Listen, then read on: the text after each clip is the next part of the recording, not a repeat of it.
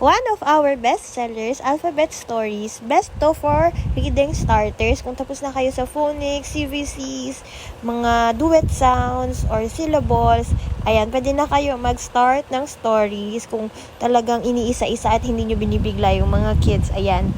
And we also have a lot of flashcards to choose from. We have here the Presidents of the Philippines. Yan o, lahat nandiyan. Up to the current president na si BBM.